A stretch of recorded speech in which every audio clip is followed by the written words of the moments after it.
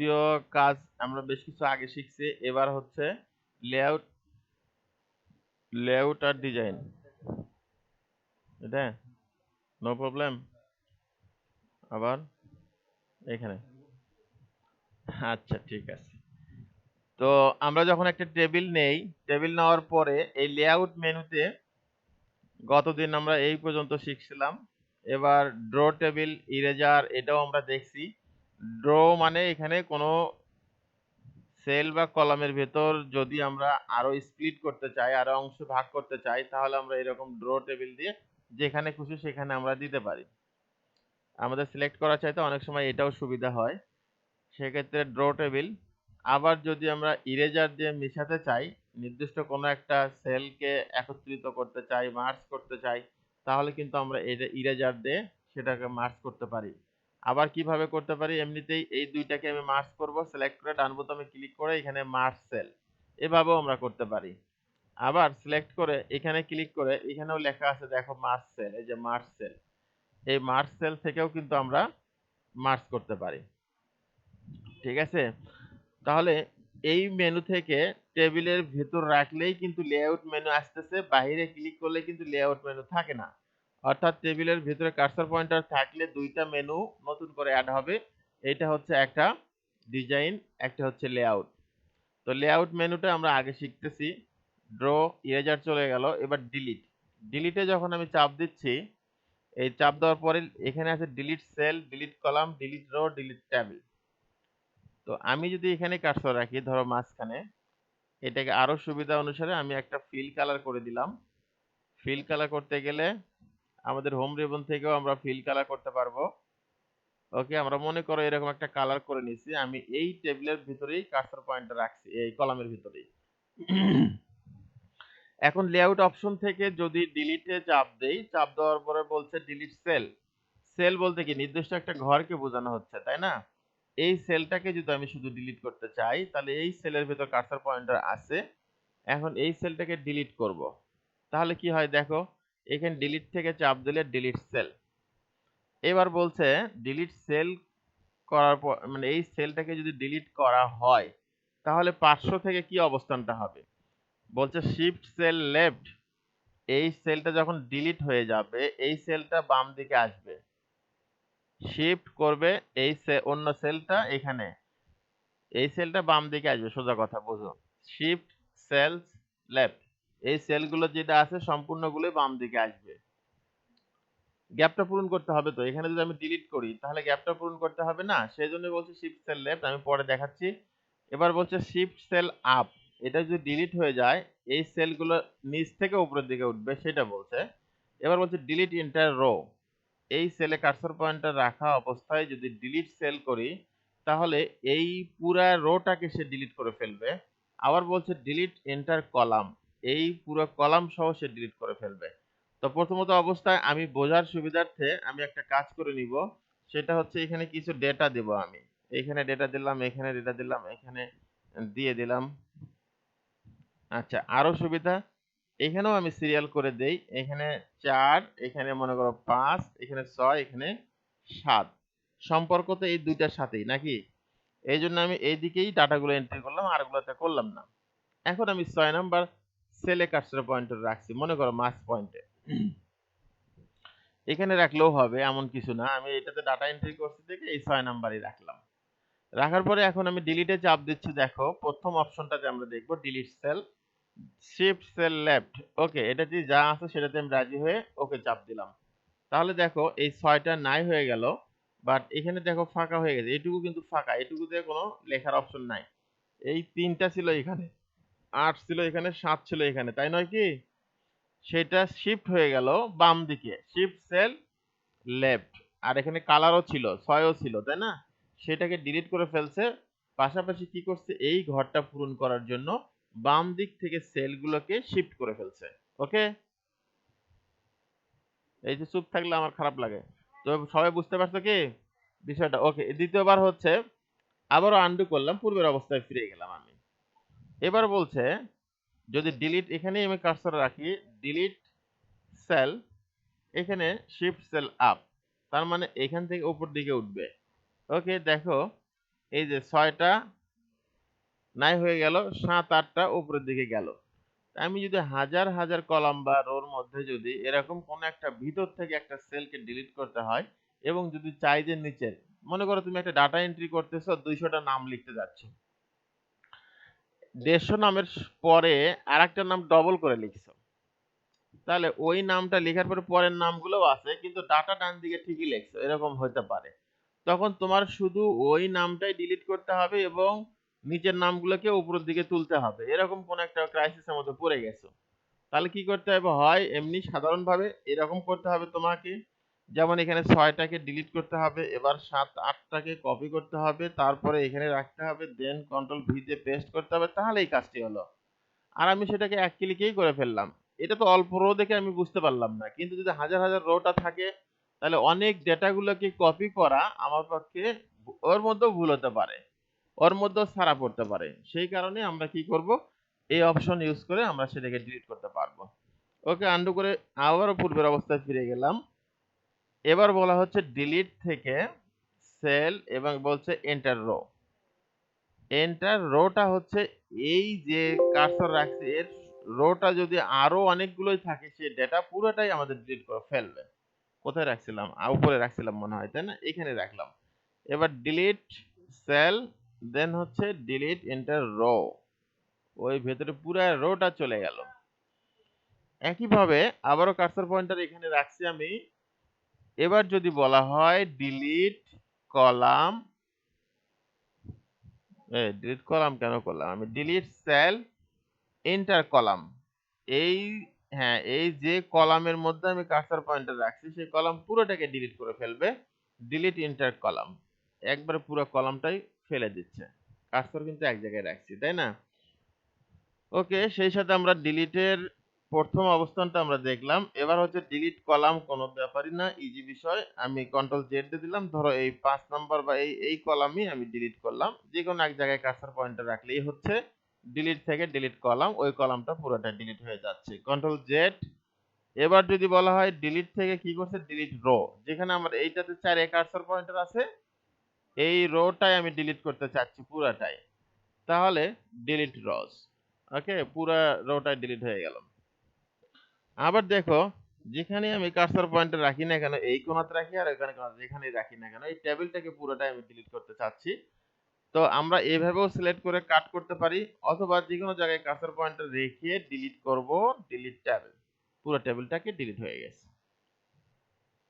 তো সেই সাথে ডিলিটের কাজটা আমরা শেষ করে ফেললাম। এরপরে লেআউট অপশন থেকে এখানে বলছে ইনসার্ট অ্যাবভ, ইনসার্ট বিলো, এটা আমরা অবশ্যই আগে কাজ করে ফেলছি। এখানে দেখো দুইটা, নিচে দুইটা, মাঝখানে একটা, আমি এখানে কার্সর পয়েন্টার রাখছি। এর যদি আমার উপরে একটা রো দরকার হয়, এর উপরে অর্থাৎ এটার নিচে এই দুটার মাঝখানে যদি আমার একটা রো দরকার হয়, তাহলে আমি কি করব, যে রোর উপরে আমার রো দরকার হবে তাহলে সেই রোতে কার্সর পয়েন্টার রেখে আমাকে কি করতে হবে, ইনসার্ট অ্যাবভ। ইনসার্ট অ্যাবভ দিলে এর উপরে আরেকটা রো আমাকে দিয়ে দিল। যেমন 5 এর পরে 6 ছিল, এখন সেটা পুরোটাই একটা ফাঁকা রো আমাকে দিয়ে দিল, একজনের ডাটা রেকর্ড করার জন্য আমাকে দিয়ে দিল। ওই যে বললাম, কোন একজনের পুরো ডিটেলস যদি বাদ থাকে তাহলে আমাকে ইনসার্ট রো করে নিয়ে আমাদের সেই ডিটেলসটাকে অ্যাড করে দিতে হবে। এটা উপরে, মানে যেখানে কার্সর পয়েন্টার রাখছি তার উপরে আমাকে রো দিল। আবার এমনটি হয় যে আমি কার্সর পয়েন্টার এখানে আসি বা এখানে সব নিচে আসি, এর তো আর আমার নিচে দরকার, সব নিচে আছে, আরেকটা রো দরকার, আমি সেখান থেকেও আমি কার্সর পয়েন্টার রাখার অবস্থায় ইনসার্ট বিলো, তার মানে ওর নিচে আমার একটা দরকার। ওকে, আবার দেখো এর উপরে দরকার, তখন তার বিলো দিলে হবে না, এর উপরে আমার দরকার, ফার্স্ট রোর উপরে, তখন কি আর বিলো দিলে কাজ করবে? তখন আমাকে উপরে ইউজ করতে হবে। সেই কারণেই আমরা ইনসার্ট অ্যাবভ, ওর উপরেও আমাকে একটা রো দিয়ে দিল।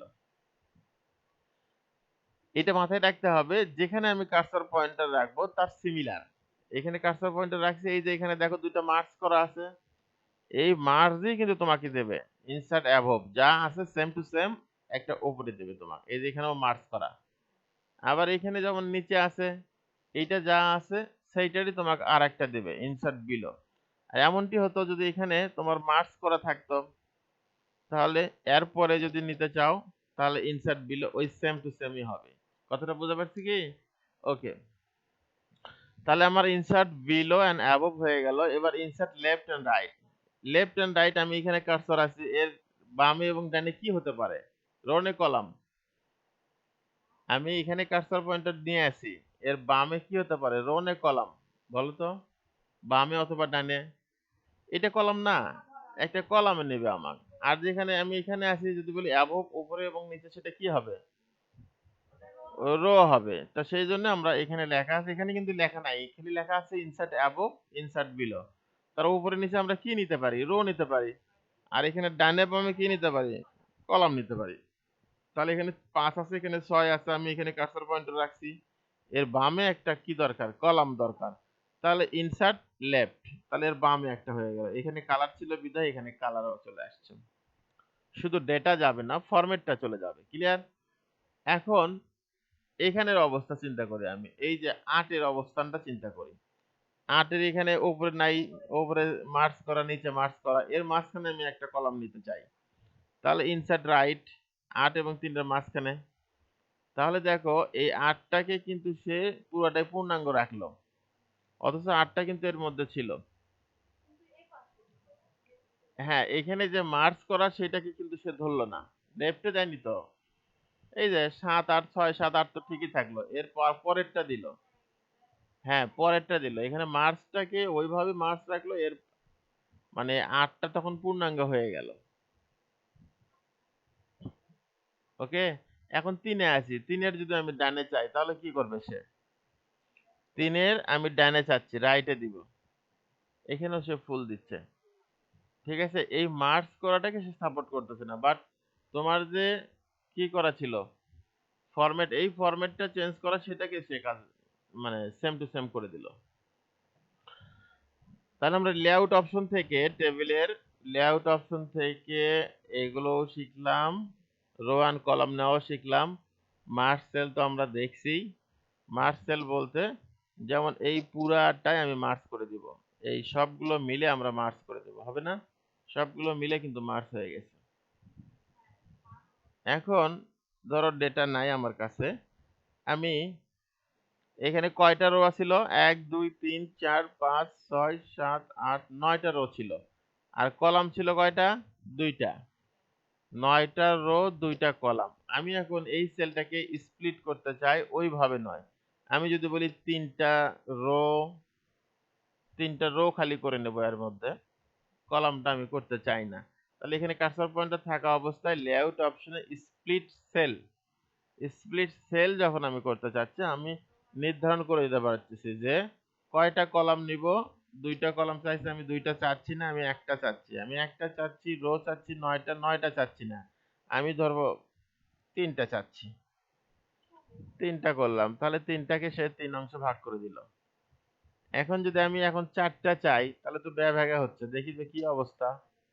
সিলেক্ট কার্সর পয়েন্টার রাখলাম, এখানে স্প্লিট সেল, কলাম চাচ্ছি একটাই, কিন্তু রো চাচ্ছি আমি 4টা। তাহলে সে আমাকে কি করবে? সে দিতে পারতেছে না। দি নাম্বার, হ্যাঁ হ্যাঁ হ্যাঁ, the number must be divider, division দিছে 9, 9 এর জন্য আমরা এই 4 দিয়ে তাকে ভাগ করতে পারতেছি না। ঠিক আছে, তাহলে এখানে আমরা যদি 5টা দেই তাও তো পারবে না। হ্যাঁ, 4 তো দিলে হলোই না, 7 দিয়েও তো হবে না। সে কিন্তু করতে পারতেছে না 9 এর জন্য সে, হ্যাঁ এখানে দুইটা দিলেও কিন্তু সে পারতেছে না। তার মানে এর মাঝামাঝি পয়েন্টগুলোতে সে স্প্লিট করতে পারতেছে না।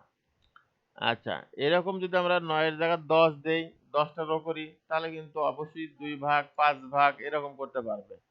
গুণিতক হারে সে কিন্তু করবে। আচ্ছা, তাহলে এইটাও আমরা বুঝলাম। তো এখন আগের মতোই যদি চাই তাহলে কি করতে হবে? কলাম 2টা আর রো কয়টা? 9টা। 9টা, তাহলে আমাদের সেম টু সেম করে ফেলবে। আচ্ছা, এরপরে বলছে হচ্ছে স্প্লিট টেবিল। স্প্লিট অর্থাৎ টেবিলটাকে অংশ করা, ভাগ করা। অংশ যেখানে আমি টেবিলটাকে ভেঙে ফেলতে পারি, কেটে ফেলতে পারি, কেটে চাই মানে ২ টা অংশে ভাগ করব, ৩ টা অংশে ভাগ করব এরকম করতে চাই। কোথায় আমি পৃথক করতে চাই? এই ৪ এর ৪ থেকে নিচে একটা টেবিল হবে আর ৩ টা রো মিলে উপরে একটা টেবিল হবে। ডেটা এন্ট্রি করাই আছে। জাস্ট আমার এখন ডিভাইডেড করা দরকার।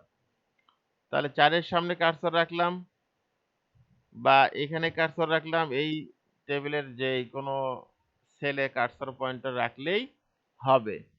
হওয়ার পরে এখন আমরা স্প্লিট টেবিল যখনই আমি দিলাম তার উপরেই আমার একটু ভাগ হয়ে গেল। এখন দেখো এইটা একটা টেবিল, আবার এইটা একটা টেবিল। যখন যে টেবিলে আমি থাকবো সেই টেবিলটাতে কাজ করবে। আবার দেখো এখানে আমি কার্সর পয়েন্টার রাখছি, এর উপরের অংশটাকে ভাগ হয়ে যাবে। লেআউট অপশন থেকে স্প্লিট টেবিল, তাহলে এখানেও একটা ভাগ হয়ে গেল। এখন কোন টেবিলটা, এই টেবিলটা হয়তোবা আমি অটোমেটিক ফিট করে দিব। এই যে লেখা আছে অটোমেটিক ফিট টু কন্টেন্ট, এটা আমি কন্টেন্ট যতটুকু ততটুকু আমি ভাগ মানে অংশ করে নিয়েছি। এইটা ভাবতেছি যে হচ্ছে ফিক্সড কলাম উইথ করতে চাই, তাহলে টেবিলটাকে সিলেক্ট করলাম auto fit to fixed column with. আমি সবগুলোর প্রস্থটাকে 0.5 করে দিব, তাহলে এই যে উইডটাকে 0.5 করে দেবো, হাফ ইঞ্চি করে আমি কলামের প্রস্থটাকে দেবো। এই যে সবগুলো কলামের মানটা হচ্ছে হাফ ইঞ্চি। একইভাবে এখানে যা আছে রো গুলোর হাইট গুলোকে আমি কম বেশি করতে চাই। রো হাইট আছে 0.2, তার মানে 0.20। আমরা এটাকে ডবল করে দিতে চাই, তাহলে 0.4 করে দিব, তাহলে হাফ ইঞ্চির একটু কম করে হবে। এটা রো গুলোকে আমি বাড়াই দিলাম, রোর মাপগুলোকে আমরা বাড়াই দিলাম। তো এখানে অটো ফিট তো আমরা মোটামুটি জানছিলাম, কন্টেন্ট মানে যেটুকু কন্টেন্ট থাকবে সেটুকুর মাপই থাকবে। উইন্ডো বলতে মার্জিন টু মার্জিন, সেটাও ঠিক হয়েছে। এরপরে ফিক্সড কলাম উইথ, আমরা নির্দিষ্ট কোনো মাপে এই কলামের প্রস্থটা আমরা করতে পারি, সেই মাপটাও এখান থেকে আমরা দিতে পারতেছি। রো এবং কলামের মাপটা আমরা এখান থেকে বসায় দিতে পারতেছি। এবার বলছে ডিস্ট্রিবিউট রো ইভেন্টলি বা ডিস্ট্রিবিউট রো ডিস্ট্রিবিউট কলাম। কিভাবে সেটা আমরা বুঝবো? যে এই রোটা কোনো কারণে বড় হয়ে আছে আর এই রো গুলো ছোট ছোট, ঠিক আছে? তাহলে আমি ৩টা রোকেই সমান ভাগে করতে চাই, কিংবা প্রথম রোটা হিডিং আছে আর দ্বিতীয় রো দুইটাকে আমি সমান ভাগে করতে চাই এই জায়গার মধ্যেই। তাহলে আমরা কি করব? উপরেরটা বাদ রেখে শুধু নিচের ২টা রোকে সিলেকশন করছি। দেন কি করব আমরা? এটাকে রাইট বাটনে ক্লিক করে ডিস্ট্রিবিউট রো ইভেন্টলি, ঠিক আছে? ডিস্ট্রিবিউট রো ইভেন্টলি দিলে এটা সমান ভাগে ভাগ হয়ে যাচ্ছে, জায়গাও বাড়তেছে না, কিছুই হচ্ছে না, ওর মধ্যেই দুইটাকে সমান ভাগে ভাগ করে ফেলছে। আবার যদি ৩টাই সমান করতে চাই তাহলে ৩টাকে সিলেক্ট করে এবার ডান বোতামে ক্লিক করে ডিস্ট্রিবিউট রো ইভেন্টলি। আচ্ছা, মনে করো এই দুটোকে আমি ফেলে দিলাম, এই কলাম দুটোকে আমরা ফেলে দিছি। কোন একটা কলাম আমাদের বাড়তি হয়েছে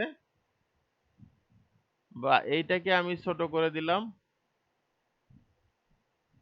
এটাকে একবারই ছোট মন্তব্য কলাম, আর বাদ বাকিগুলো আমি সমান ভাগে ভাগ করতে চাই। কিংবা এমনটি হতে পারে এটা সিরিয়াল নাম্বার, এটাকেও আমি ছোট করে দিছি, আর বাদ বাকিটা আমার মনে করো কি হবে, সবগুলোই সমান হবে। এই কলামগুলোকেই সিলেক্ট করে ডান বোতামে ক্লিক করে আমরা কি করব? Distribute column evenly. তাহলে এই কলামগুলো আমার সমান ভাগে ভাগ হয়ে গেছে, আর এটাও ছোট থাকলো, এটাও প্রয়োজনে ছোট। ওকে, লেআউট অপশন থেকে আমরা hide row, distribute row, column আমরা দেখছি। এখানে একটা বিষয় আমরা সেদিনও আলোচনা করে ফেলছি, কি এই যে ভেতরে সেলের ভেতরে যে টেক্সটটা থাকবে সেই টেক্সটের অ্যালাইনমেন্টটা কেমন হবে। এই লেখাটা কি অ্যালাইনমেন্টে আছে বলো তো তোমরা দেখি? Top and left. তো আমরা যদি টপ এন্ড লেফট থাকতে না চাই, লেফট এন্ড হচ্ছে বটম, তাহলে আমরা কোনটা চেঞ্জ করবো? এইটা, তাহলে লেফট এন্ড বটম। এবার যদি আমরা সেন্টার চাই সেন্টার, রাইটে চাইলে রাইট, এইভাবে চলবে, মাঝামাঝি ওপরে, এবং এটা মাঝামাঝি ওপরে, এটা হচ্ছে সেন্টার এন্ড সেন্টার। ওকে, লেখা আছে সেন্টার টেক্সট হরিজন্টালি অ্যান্ড হচ্ছে ভার্টিক্যালি উইদিন দিস সেল।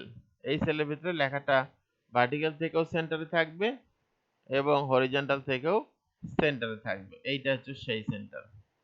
আমি এটার ওপর যত বড় করব অটোমেটিক্যালি সেই সেন্টারেই থাকবে। এই দিক থেকেও যত বড় করব অটোমেটিক্যালি সেই সেন্টারেই থাকবে। আমাকে কোনো স্পেসিং ইউজ করতে হবে না বা টানা হেঁচড়া করতে হবে না। ঠিক আছে? আচ্ছা, লেআউট অপশন থেকে আমরা এই অ্যালাইনমেন্টটাও শিখলাম। এবার টেক্সট ডিরেকশনটা আমরা দেখছি না? করে দেখছিলাম কি এই লেখাটাকে যেমন এখানে যদি আমি সেট করতে চাই বা আরেকটু লেখাটাকে বড় হতে চাই, ওকে, এই লেখাটাকে আমি যদি কাট করে এখানে ফিট করতে চাই, এখানে ফিট করলে লেখাটা বড় হচ্ছে, বাট আমার এতটুকু জায়গা দেওয়া আমার সম্ভব হচ্ছে না। আমি লেখাটা কি টেক্সট ডিরেকশন করতে চাই, এই ঘরে কার্সর পয়েন্টার রাখছি, রাখার পরে আমি এরকম উল্টা পাল্টায় দিতে পারি।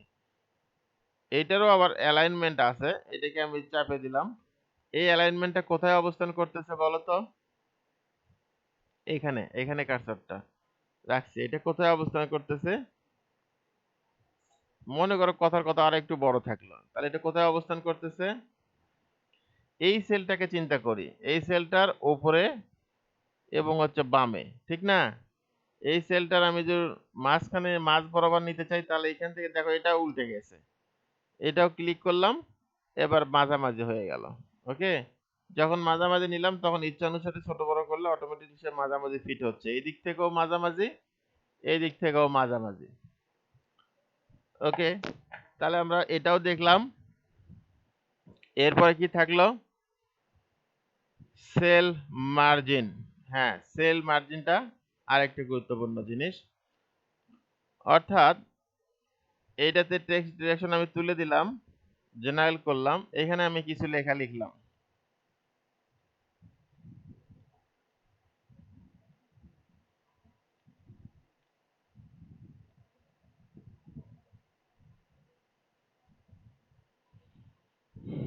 হ্যাঁ, এই লেখাটাকে আমি ফন্ট সাইজটা ছোট করে দিলাম, ছোট করে দিতে আরো ছোট।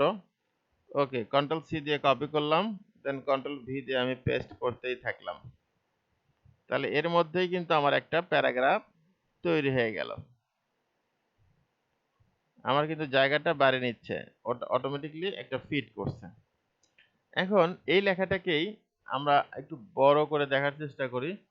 এটাকে সিলেকশন করলাম, সিলেকশন করে আমরা কি করব, এখানে জাস্টিফাই করতে পারি।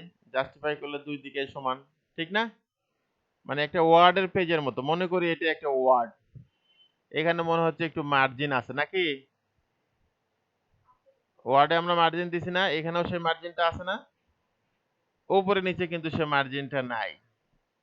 এখন এই লেফট এন্ড রাইটে মার্জিন আছে, সেই মার্জিনটাও যদি আমি রাখতে না চাই বা আরো বেশি রাখতে চাই, উপরেও রাখতে চাই, নিচেও রাখতে চাই, সেই ক্ষেত্রে আমাকে যে কাজটি করতে হবে, লেআউট অপশন থেকে এখানে কার্সর পয়েন্টার রাখলাম, লেআউট অপশন থেকে সেল মার্জিন অপশনে যেতে হবে। সেল মার্জিন অপশনে গেলেও আমাদের এই সেল মার্জিন অপশন আছে, টপে 0 বটমে 0, এখানে 0.08, রাইটে 0.08। আমি যদি বলি যে না আমার 25 করে থাকো, 0.25, এখানেও 0.25, টপেও 0.25, এখানেও 0.25, সব দিকে 0.25 করে আমরা রাখছি। ওকে, দেখো এই দিক থেকেও আমাদের জায়গাটা সব দিক থেকে আমার 25, এর পাশাপাশি আর লিখতে পারবে না। আবার এমন জায়গাও আছে যেখানে তোমার মার্জিনই রাখা যাবে না, না রাখলে বা মার্জিন রাখলে লেখা ধরবে না, টেবিলটা ভালো লাগতেছে না, তখন আমরা মার্জিনটা কমায় দিয়ে একেবারে 0 করে দিই। তখন সেল মার্জিন থেকে এসে 0, 0 সবগুলো আমাকে 0 করে দিলাম, একদম বর্ডার টু বর্ডারের সাথে লেগে থাকবে, একদম লেগানো অবস্থা। ঠিক আছে, এইটা হচ্ছে সেল মার্জিনটাকে আমরা কমায় দিয়ে 0 করে ফেলছি। ওকে, সেই থেকে আমরা সেল মার্জিন এটা একটার মধ্যে দেখলাম। আমরা যদি সমস্ত টেবিলটাকে করতে যাই, তাহলে সমস্ত টেবিলটা একসাথে সিলেক্ট করে আমাদের সেই কাজটি করতে হবে। এখানে শুধু কিন্তু একটাতেই করছি, এখানে যাও, এখানে কিন্তু আবার তোমার অপশনটা ওইরকম থাকবে। তো আমরা সিলেকশন করব, পুরোটা সিলেকশন করে সেল মার্জিনটাকে আমরা পুরোটাই জিরোই পুরোটাই জিরো হয়ে গেছে ও টেবিল অপশন থেকে। আচ্ছা, এইবার আমরা পরেরটাতে কি শিখলাম? শর্টিং। এই শর্টিং আমরা ওয়ার্ডেও দেখছিলাম, তখনও আমরা কিন্তু টেবিলেই দেখাছিলাম। তো ওয়ার্ডে টেবিল ছাড়াও যে আমরা শর্টিং করতে পারি, যেমন এখানে হয়তো নাম লেখা আছে আরিফ, এখানে লেখা আছে, এন্টার দিলাম, এটা হচ্ছে করিম, এইখানে এন্টার দিলাম, এখানে লেখা আছে বাবলু, এখানে লেখা আছে জালাল, এন্টার দিলাম, এখানে লেখা আছে হচ্ছে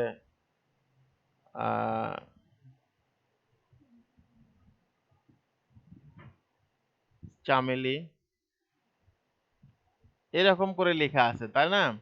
আর একটা লেখা আছে ধরো হচ্ছে সামিরুল বা সাবিরুল।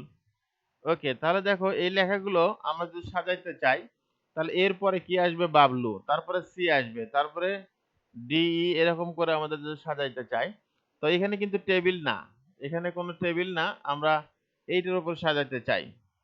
তাহলে দেখো সিলেকশন করলাম, এমনিতেই আমরা যে আগে যে শর্ট ছিল হোম রিবনে, এখানে শর্ট থেকে ক্লিক করলেই আমার কিন্তু এই প্যারাগ্রাফ এখানে লেখা আসছে, প্যারাগ্রাফ আছে, হিডিং আছে, ফিল্ড আছে। হিডিং ফিল্ড এগুলো কিসে নির্ভর করবে? টেবিলের ক্ষেত্রে। বাট আমরা এখানে প্যারাগ্রাফ অটোমেটিক ধরে ফেলছে, কারণ আমরা এন্টার দিয়ে প্রেস করছি, এটা প্যারাগ্রাফ ধরছে। এই প্যারাগ্রাফের টেক্সট হিসেবে এটাকে অ্যাসেন্ডিং করো, তাহলে এটা উপরে থাকবে, তারপরে বি চলে যাবে, ওখানে ওকে করলেই আমরা কিন্তু সেভাবেই হবে। তাই তো? কি হলো? অনেক নিচে গেছে, তাই না?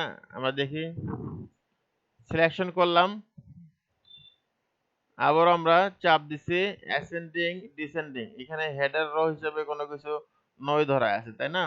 অপশন থেকে ট্যাব লাগবে না। আচ্ছা, আমরা ডিসেন্ডিং একটু করে দেখি, ডেট, এখানে সিট, তাই না? আচ্ছা, এরকম ছিল।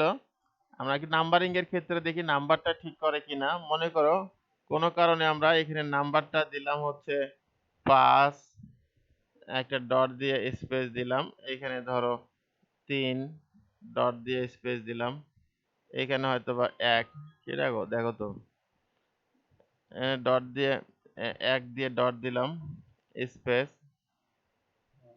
এরকম হচ্ছে 15 দিলাম স্পেস, এখানে 18 বা 8 করলাম স্পেস, এখানে হচ্ছে 2 দিলাম দিয়ে স্পেস। আচ্ছা, এবার এগুলো কি নাম্বার না? এবার নাম্বারের ক্ষেত্রে শুধু নাম্বারও নয়, এখানে নাম্বার সাথে টেক্সটও আছে, কিন্তু আমরা দেখি একটু ক্লিক করে।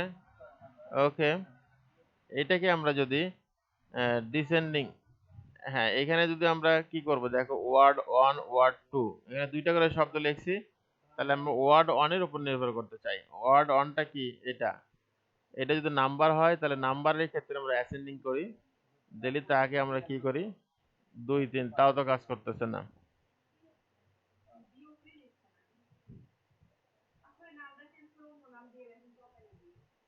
আচ্ছা, আমরা যদি প্যারাগ্রাফের সাথে সম্পর্ক, যেহেতু আমরা প্যারাগ্রাফই করেই করি, দেখি তো একটু, প্যারাগ্রাফটাকে অটোমেটিকলি ধরে ফেলছে। এখানে টেক্সট, টেক্সটের ক্ষেত্রে এখানে টেক্সট না দিয়ে আমরা নাম্বার দিব, এবার অ্যাসেন্ডিং করব, ওইটা বলছে। এখানে কোনো প্রবলেম আছে? তোমাদের একটু, তোমাদেরটা করে দেখবা, এইটা ঠিক আছে। এটা কিন্তু হবে, এটা দিগান্তর মেশিন তো, এই কারণে একটু প্রবলেম হতেই পারে। এর আগেরটা, এর আগেরটাও তোমরা দেখলে না প্রবলেম, ছেলেটাই প্রবলেম।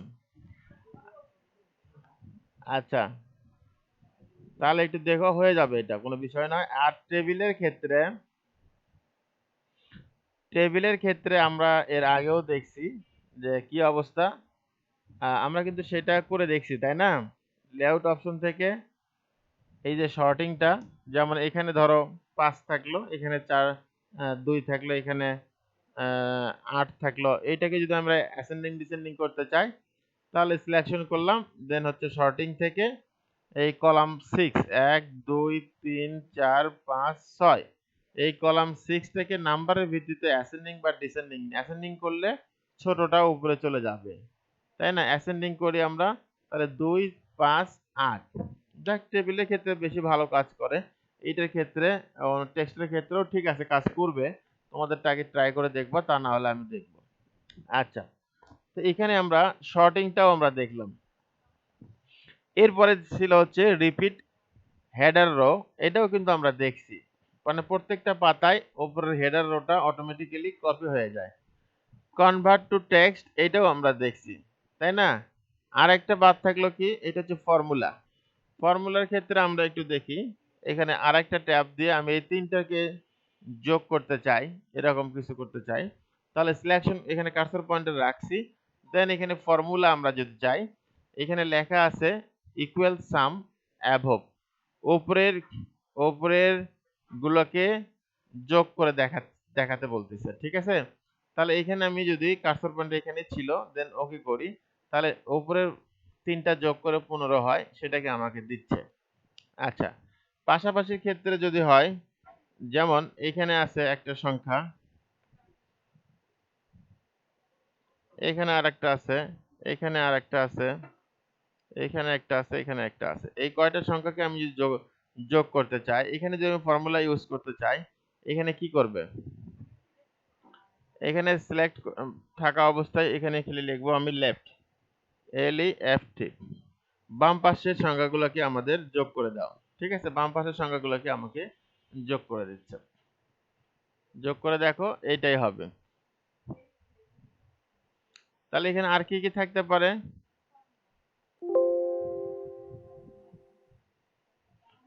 এটা কিছু ফর্মুলা কাজ হয়, যদি একান্তই তোমাদের কাছে যোগ বিয়োগটা লাগে, সেই ক্ষেত্রে আমাদের সেই কাজটি করতে পারবো। আচ্ছা,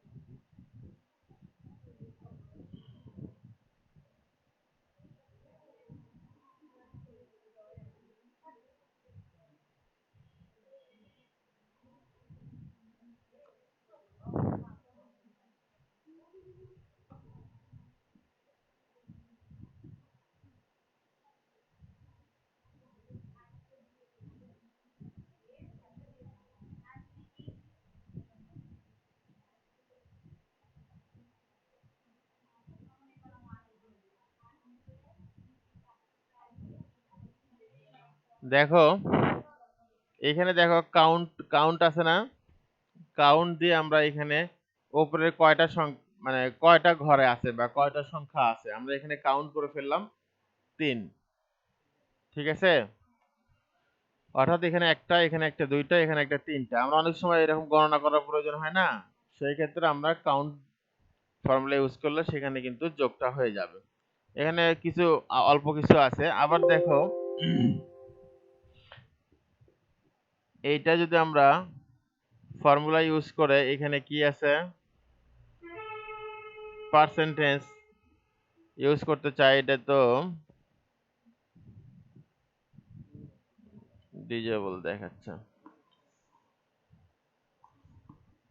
আর এক্সেলে আমাদের ডিটেলস কাজগুলো করা যায়, এখানে আমাদের বেশিরভাগ যোগ, অনেক সময় একটা আহ, উম, ডান পাশে অঙ্কগুলো আমাদের আসলে যোগ করলেই হয়ে যায়, সেক্ষেত্রে আমরা যোগ করতে পারি, কাউন্টিং করতে পারি, সেই কাজগুলো আমরা এখানে ফর্মুলা দিয়ে কিন্তু করতে পারবো। আরেকটা অপশন থাকলে হচ্ছে টেবিলের এখন ডিজাইনটা, সর্বশেষে আমরা যে কাজটা শিখবো, টেবিলের ডিজাইন।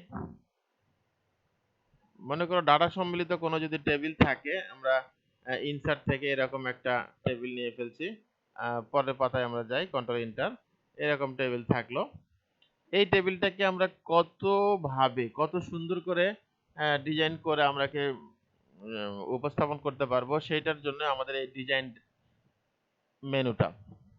এই ডিজাইন মেনু থেকে প্রথমত আছে হচ্ছে হেডার, রো, ফার্স্ট কলাম, এগুলো দেওয়া আছে। টিক চিহ্ন দিলে কাজ হবে, না হলে হবে না। এটা কাজ করলেই বা তাও সেই কাজগুলো হবে। এটা এমন কিছু না, আমি দেখে দিচ্ছি, কালকে না হলে তোমরা আবার পরবর্তীতে দেখে দিবে। এখানে বেশ কিছু স্টাইল করে দেওয়া আছে। সিলেক্ট করে আমি জাস্ট টেবিলটাকে সিলেক্ট করছি, এখান থেকে ক্লিক করে এখানে বেশ কিছু টাইলস আছে, যে টাইলসগুলো আমরা স্টাইলগুলো আমরা নিয়ে নিতে পারি। ওকে, তো ধরো যেমন এটা একটা ফরম্যাট। এই ফরম্যাটটা দেখো, তুমি একটা টেবিল করবা, সেই টেবিলের অটোমেটিকলি কোনো নির্দিষ্ট সেল ধরে ধরে যে কালার করতে হবে তা কিন্তু না। জাস্ট সিলেক্ট করলা, সিলেক্ট করে এখানে তোমার ফরম্যাটটা চলে আসলে এবং ম্যাচিং একটা কালার, যে এটা ডিপ কালার, এটা হালকা কালার, এটা সুন্দর। এর সাথে বর্ডার গুলোও তাই। আবার দেখো এই যে মাঝখানে যে গ্রিড লাইন গুলো আছে, তুমি তুমি যদি চাও যে গ্রিড লাইন গুলো আমি দেখবো না, তাহলে কোথায় দেখবো না বলো তো? গ্রিড লেআউট অপশন থেকে ভিউ গ্রিড লাইন দেওয়া আছে, আমি গ্রিড লাইন দেবো না। অর্থাৎ প্রিন্ট হলে কিন্তু এরকম হবে, প্রিন্ট হলে কিন্তু এরকম হবে। অথচ তোমার এর ভেতরে কিন্তু পার্টিশন দেওয়া আছে, কিন্তু সেটাকে বর্ডার ছাড়াই তোমার হয়ে যাচ্ছে। তাহলে এগুলো নির্দিষ্ট স্ট্যান্ডার্ড টেবিলগুলো ওই রকমই হয়, যে মাঝখানের পার্টিশন গুলো দেখায় না। অটোমেটিকলি লেখাগুলো যদি অ্যালাইনমেন্ট করে লেখা হয় তাহলে সুন্দর লাগে দেখতে, মাঝখানে পার্টিশন না থাকলেও। তো এটা যেরকম ভিউ গ্রিড লাইন দেখা যায় যে এরকম করে রো গুলো দেওয়া, মানে কলাম গুলো দেওয়া আছে। তো ডিজাইন ট্যাব থেকে আমরা এর পরেও যদি আমরা মডিফাই করতে চাই, যেমন এখানে ফন্ট লেখাটা কি সাদা কালার আসতেছে, ক্লিয়ার? এখানে সাদা কালার দিয়ে লিখতেছে, তুমি কোনো কিছু একটা লিখতেছো সাদা কালার দিয়ে লিখতেছে, বাট নিচের গুলোতে আমরা দেখতেছি কালো দিয়ে লিখতেছে। এখন তুমি যদি এরকম ডিজাইন এক ক্লিকে করে নিয়ে তুমি যদি চাও যে হ্যাঁ অটো ফিট করে, হ্যাঁ টেবিল জাস্ট নিয়ে নিছি অটোমেটিকলি, অটো ফিট নয়, হ্যাঁ হ্যাঁ ডাইরেক্ট নিলে ডিফল্ট আকারে যেটা হয় সেটাই। তো এখানে সিলেকশন করলাম, সিলেকশন করে বা এইটা শুধু হেডারটা সিলেকশন করে আমি যদি এখন ফন্টটা চেঞ্জ করি তাহলে হবে না। ফন্টের কালারটা অটোমেটিক দেওয়া আছে সাদা, বা অটোমেটিক, আমি অটোমেটিক কালার দিলাম, তাহলে কিন্তু আমার এখন কালো লিখতেছে। ধরো সাদাটা ভালো লাগতেছে না, আমি কালো দিলাম, এটাও চেঞ্জ করতে পারতেছি। এখানে এই টেবিলটার আরেকটা মজার বিষয়, তোমার এই ব্যান্ডিং যেটাকে বলা হয়, ব্যান্ড করা, এটাকে এরপরে কার্সর পয়েন্টার রেখে যে আরো ট্যাব দাও, পরেরটা ওইরকম, পরেরটা আবার ট্যাব দিয়ে পরেরটা সাদা, হ্যাঁ এরকম আসতেই থাকবে, তোমার হচ্ছে আর কোনো ডিজাইন করতে হবে না। এই টাইলস গুলো থেকে, স্টাইল গুলো থেকে যেটা তুমি করবা একবারই করার পরে, এমনকি ধরো এখানে ডাটা আছে, এই ডাটাটা তোমার লাগলো না, এই ডাটাটা লাগলো না, এই ডাটাটা লাগলো না, তাহলে ধরো এই কালারটা আমি এখানে নাম লিখে বুঝাচ্ছি, এখানে লিটু লিখলাম, কার মধ্যে, কালারের মধ্যে না। এখন কোনো কারণে আমার এই লেখাটা লাগবে না, এটাকে আমি ডিলিট করব। লিটু কিন্তু কালারে আছে, ঠিক আছে, ডিলিট ক্রস, তাহলে লিটু এখন কোথায় গেল? সাদাতে। কথাটা বুঝতে পারছি? অর্থাৎ ওর ব্যান্ডিংটা সে ঠিক রাখছে, কিন্তু আমার রো ডিলিট করছে, সেটা কোনটা গেছে সেটা বিষয় না, ওর কালারটাকে সে কিন্তু ম্যাচিং রাখছে। আবার তুমি যদি এটা হাতে করতে যেতে, এই টেবিলটাই যদি তুমি এখানে হাতে করতে যেতে, ইনসার্ট থেকে টেবিল, ইনসার্ট থেকে টেবিল, তুমি এটা করতে পারবে না তা নয়, এমন কিছুই নয়। আগে কি করছে, এই টেবিলের বর্ডারটাকে কি করছে, এই কালার সেট করে নিয়েছে। কোন কালার? ধরো এই কমলা কালার, কমলা কালারটাকে বর্ডারটা সেট করে নিয়েছে। এই বর্ডারটা শুধু পাতালি দিকে হচ্ছে, এইটা হবে কি বলে, এইটা মনে করো অল বর্ডার করছে, কিন্তু এখন খাড়া বর্ডার গুলো দিচ্ছে না। তাহলে খাড়া বর্ডার গুলো না দিলে কি করবে? এখানে বর্ডার অপশন আছে, এই যেমন হচ্ছে তোমার বামে দিবে না, ডানে দিবে না, এই যে বামে দেবে না, বামে দেওয়াই আছে তাই না, শুধু মাঝখানের গুলো নাই। তাহলে এখানে এই যে মাঝখানে একটা অপশন আছে ইনসাইড ভার্টিক্যাল বর্ডার, এটা অপশন তুলে দিছে। ঠিক দেখো তো উপরের মতন হয়নি, এটা খালি গ্রিড লাইন না, বর্ডার পুরোটাই আছে। এবার কি করছে, এই কাজটাকে, এইটাকে তোমার ফিল কালারটা দিয়ে দিছে এই কালার। ওকে, বা অতটা ডিপ না, হয়তো একটু ডিপ কমে দেওয়া আছে, এইটা মনে না, ওই কালারই। আচ্ছা, বাইরে ক্লিক করলে ডিপ কমে যাচ্ছে। এরপরে কি ব্যান্ডিং করছে, এইটা একটা, এইটা একটা, মনে করো হালকা কালার করে দিছে, এই যে এটা করে দিয়েছে না, তাহলে আমরা কিন্তু ওই সেম কাজটি সেম ফরম্যাটটাই কিন্তু এখানে করে পাচ্ছি। আর এখানে সিলেক্ট করে এর ভেতরে কালারটা দিচ্ছি সাদা কালার, তাতে কি হলো এখানে লিখবে সাদায় লিখবে সেম। আরেকটা কি করছে, এটাকে বোল্ড করে দিছে। এই যে যাবতীয় কাজটা যে ফরম্যাটটা করতে গেলে অনেক সময়ের ব্যাপার।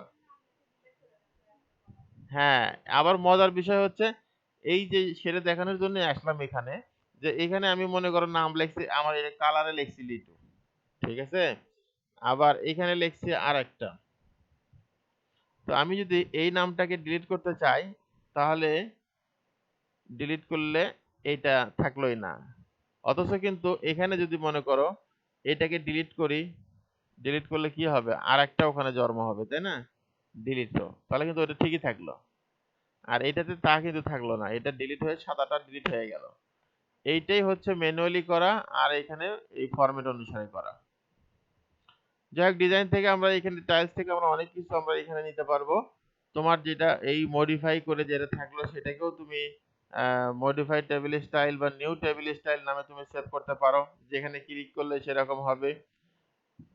যেমন এর এই সেম জিনিসটা এরকম আছে যে বাম দিকেও এরকম ফিল, উপরেও ফিল, আবার এর ভেতরে সাদা ছিল এখন আর সাদা না, ভেতরে বর্ডার গুলো সাদা, এটা একটু ডিপ একটু হালকা, এই যে মানে স্টাইল গুলো তোমরা এখান থেকে সেটা নিতে পারবে। আবার শুধু ফাঁকাও আছে, শুধু ফাঁকার মধ্যে এরকম কালারও আছে, আবার শুধু এই যে এরকম গ্রিড লাইন থাকবে, শুধু এটা খালি গ্রিড লাইনটা তুলে দিলে আরো কোনো কিছু থাকবে না, শুধু লেআউট থেকে গ্রিড লাইন দিলে শুধু এরকম দেখবে, সেটাও করতে পারবা। অর্থাৎ এক কথায় তোমার একটা টেবিল করে তাকে সুন্দর করতে গেলে তোমাকে এই গ্রিড লাইন অপশন থেকে ইয়া স্টাইল অপশন থেকে তোমাকে সেটাকে চেঞ্জ করে নিতে হবে। এরপরে তুমি এটা নেওয়ার পরেও যদি তোমার পছন্দ না হয় সেটাকে মডিফাই করতে পারবা, এখানে শেডিং চেঞ্জ করে দিতে পারবা, বর্ডার স্টাইল চেঞ্জ করে দিতে পারবা, সে কাজগুলো তুমি কিন্তু এখান থেকে করতে পারবা।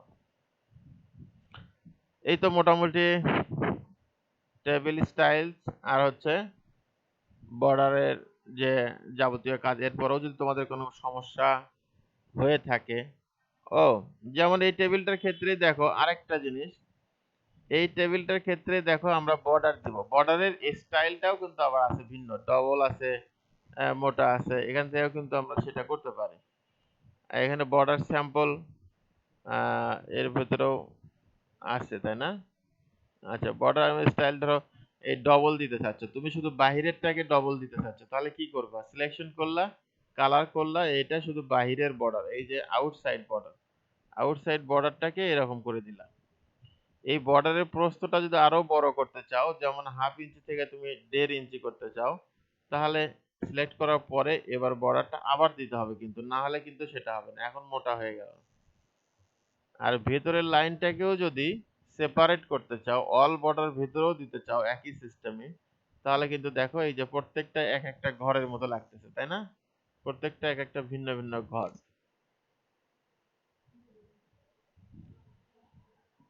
তো কালকে একটা সুন্দর করে একটা কি করবা, তোমরা রুটিন তৈরি করবা, রুটিন এই টেবিল থেকে একটা সুন্দর করে রুটিন তৈরি করতে পারবে।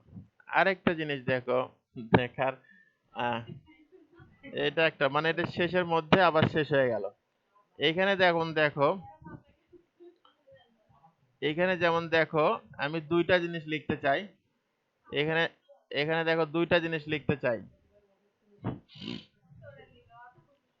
এখানে দুইটা লাইন আমি লিখছি, একটাতে লিখবো হচ্ছে উপরের দিকে লিখবো হচ্ছে টাইম, আর নিচে TIM টাইম, আর নিচের দিকে আমরা লিখবো হচ্ছে ডেস, DAYS ডেস। এখন এই টাইমটাকে আমরা ডান দিকে যাব, আর এটা হচ্ছে বাম দিকে যাব। এখন আম, এখন যেটা সমস্যা, এর মাঝখানে আমি একটা ক্রস ক্রস টান দিতে চাই। হ্যাঁ হ্যাঁ, তাহলে সেটাকে আমরা কিভাবে নিতে চাই, এটা কিন্তু আমরা ড্র টেবিল ইউজ করতে পারি। এই ড্র টেবিল ইউজ করে আমরা এই কোণা থেকে এই দিকে আমরা একটা করে বর্ডার দিতে চাই। ওকে, এখন দুইটা পার্ট হয়ে গেল। এখন এই দিকে ডেস, এই দিকে টাইম, এখানে আমরা স্যাটারডে সানডে লিখতে পারি, তোমাদের ওই কাজের জন্য সুবিধা হবে। আর এখানে এখানে তোমার হচ্ছে এখানে হচ্ছে আমার টাইমটা আমি এখানে দিলাম ধরো 9টা থেকে 9:30, 9:30 এরকম করে আমি পার্ট বাই পার্ট করে আমি টাইমটাও লিখলাম। তাহলে কি হলো, এই কোণাতে আমার লেখার দরকার ছিল যে এদিকে টাইম থাকবে এদিকে ডেজ থাকবে, তা না হলে হয় এটা ফাঁকা রাখতে হতো, না হয় টাইম লিখলে এটাও বোঝাচ্ছে ওটাও বোঝাবে তখন, তাই না? এখন টাইম ক্রস করে দেওয়ার কারণে টাইমটা কি ডান দিকে বোঝাবে আর ডেজ গুলোকে নিচ দিকে বোঝাবে। তাহলে এটাও আমরা জানা গেলাম। এরপরে এখানে যদি আমরা রুটিনটা বিরতিটা লিখতে চাই, তেমন বিরতিটাকে আমরা মাঝখানে মার্ক সেল করে দিব, তারপর পারবো না, মার্ক সেল করে দিলাম। এবার এখানে আমরা লিখবো হচ্ছে টিফিন বা বিরতি। তো এখন আমি যে এরকম করে টিফিন লিখি, TIFFIN, টিফিন লিখি, এভাবে সাজলো কি না, এটাকে কি করতে হবে, টেক্সট ডিরেকশন ইউজ করে আমরা এইদিকে ইউজ করতে পারি। এটাকে কি করতে হবে, সেন্টারে নেব। এইটাকে আরো অনেক সময় কি লেখা থাকে, এই লেখাটা ফাঁকা ফাঁকা করা থাকে একটা একটা করে অক্ষর। তাহলে কি তুমি কি এভাবে স্পেস দিয়ে ফাঁকা করবা নাকি অন্য কোনো উপায় আছে? একটু খেয়াল করো, এটা কি এরকম স্পেস দিয়ে ফাঁকা করবা না অন্য কোনো সিস্টেম আছে অটোমেটিক্যালি? অটোমেটিক্যালি সিস্টেমটার নাম কি কেউ বলতে পারবা? তোমাদেরকে দেখালাম তো, কয়েকদিন আগেই দেখাইছি। এই লেখাটাকে ফাঁকা করার জন্য আমরা কি করতে পারি, বিভিন্ন ভাবে এলাস্টিকের মতো টেনে লম্বা করতে পারি অথবা স্পেসিং দিতে পারি। হ্যাঁ, এখন এইটা মনে রাখতে হবে। তাহলে আমরা সিলেকশন করলাম, দেন হচ্ছে কি কোথায় যাব, ফরম্যাট থেকে ফন্টে যাব, ফন্টে থেকে অ্যাডভান্স ফন্টে যাব, অ্যাডভান্সে যাওয়ার পরে স্কেল আছে 100%, এখান থেকে আমরা 200% করে দিই। 200% করে দিলে বলে লেখাটা এরকম টানে লম্বা হবে, ঠিক আছে? এরপরেও প্রত্যেকটা অক্ষরে যদি আমরা আরো ঘরটা ফাঁকা ফাঁকা করে লিখতে চাই, তাহলে আমাদের যেটা করতে হবে, ফন্ট থেকে অ্যাডভান্সে যে এখানে স্পেসিং এর ক্ষেত্রে এক্সপ্যান্ডেড দিতে হবে। এক্সপ্যান্ডেড দিলে এই যে এরকম ফাঁকা হতে যাচ্ছে, কত পয়েন্ট এক্সপ্যান্ডেড হবে, আমি যদি বলি 20 পয়েন্ট এক্সপ্যান্ডেড হবে, তাহলে লেখাটা এরকম ফাঁকা ফাঁকা হয়ে যাবে। আরো যদি বেশি চাই 30, দেন হচ্ছে এরকম আরো ফাঁকা ফাঁকা। এবার ওকে করে দিলাম, আমাদের টিফিন লেখাটা হবে, যেটা আমরা কাঙ্ক্ষিত যেভাবে চাচ্ছিলাম সেভাবেই হয়ে গেল। ঠিক আছে? এখন দেখো এই খাতার অপোজিটে কিন্তু অনেক ভাবে লেখা থাকে, এটাকে হয়তো এক কালার করে দিল ছোট বাচ্চাদের জন্য দেখার জন্য যা করা। এটা ধরো তুমি একটা কালার করে দিলাম, হ্যাঁ এটা একটা কালার করে দিলা, এই কালার, এটা দিলা সবুজ কালার, হ্যাঁ এটা দিবা হচ্ছে সবুজ কালার।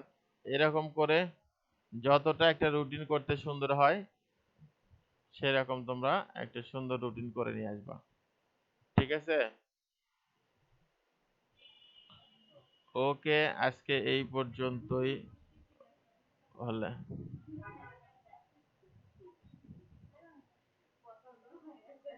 বদহজম সোজা জিনিসগুলো আমরা কিন্তু রিভাইজ দিলাম।